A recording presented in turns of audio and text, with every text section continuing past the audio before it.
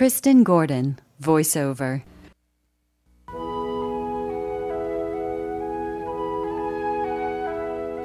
Welcome to KCCU's Arts and Entertainment News.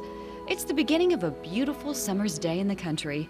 Kat is eagerly eyeing Drake and Ida's duck eggs, waiting to see his next meal. Finally, the eggs hatch, except for one, an exceptionally large, odd-looking egg. The other ducks waddle down to the pond with Drake for their first swim, but Ida stays behind to hatch her last egg. There's a chipping sound, there's a cracking sound. Ugly, a large brown bird, waddles out of his shell while lifting Ida on his shoulders with a loud honk. Ugly can't quack like the others. He is much larger than the others. She worries that Ugly is indeed a turkey, but he calms her fears when he doesn't react to the word butterball and is eager for a swim. Though at first taken aback by her unusual child, Ida hugs her duckling, and all is well between mother and son. They make their way to the pond for his first swimming lesson. The Duncan Little Theater presents the musical tale called Honk. It's the story of an odd duck named Ugly, who is teased for his appearance and is run off by the local cat. While Ugly tries to find his way back to the farm, he eventually finds out where he truly belongs. The story will surely make all the ugly ducklings of the world stand up and quack. This weekend's performance of Honk is February 14th and 15th at 8 o'clock in the evening and on the 16th at 2 at the Simmons Center Theater, located at 800 North 29th Street in Duncan. For more information, call 580-252-2900, extension 238.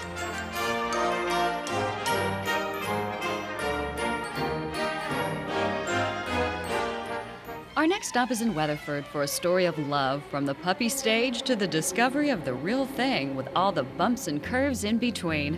Presenting A.R. Gurney's Love Letters, starring Pam Stern and Claude Kezer. This Valentine's evening dinner theater performance of Love Letters will take place February 14th at 6:30 in the evening at the Southwestern Oklahoma State University Student Union Ballroom in Weatherford. For more information, call 580-772-7238.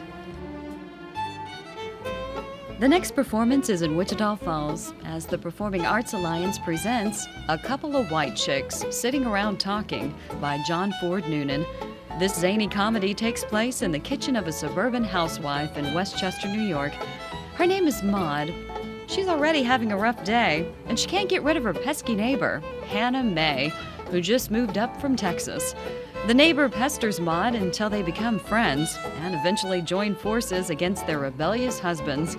This weekend's performance dates are February 13th, 14th, and 15th at 7:30 in the evening, and on the 16th at 2:30 at the Kim Center for the Arts, located at 1300 Lamar Street in Wichita Falls. For tickets or more information, call 940-767-1272.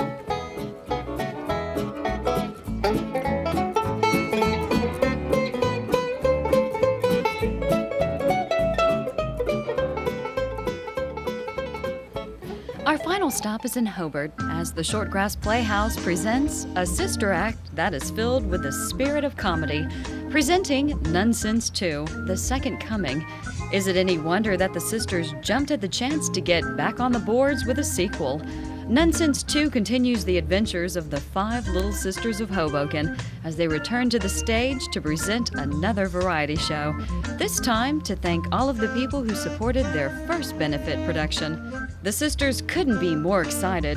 In the words of Sister Mary Hubert, the mistress of novices, "If you've got the cheese, we've got the ham." This weekend's performance dates are February 14th. Brings you the presentation, The Man from God Knows Where. Imagine That is a local Latin group comprised of 4 individuals: Marty Huffmaster, Sandra Picorni, Hank Poppy, and Joe Kirby.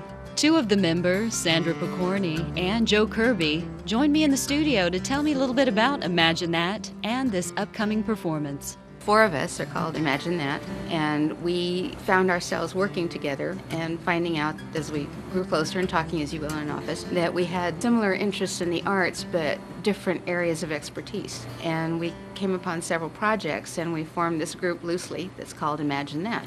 And one of our projects happened to be The Man from God Knows Where. And it is a book that Joe and I wrote, mostly Joe, that connects the music of an international artist named Tom Russell. It's called Americana. It's what we know as folk music, really. It's a folk opera.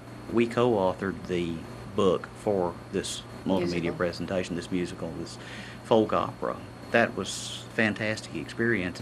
This piece is so unique that it grabbed both of us Yeah. immediately. I mean, some pieces of it were so difficult to hear that I still get choked up at the power that he has in his Yeah. music. He's got a recurring theme in it that's American primitive man in an American primitive land. Starvation crept across the land. America's our dream. 6 cruel weeks on stormy seas aboard the ship Tyrene. American primitive man in an American primitive land. The Man from God Knows Where tells a story about a quest for freedom and the hardship and good times they encountered to get there.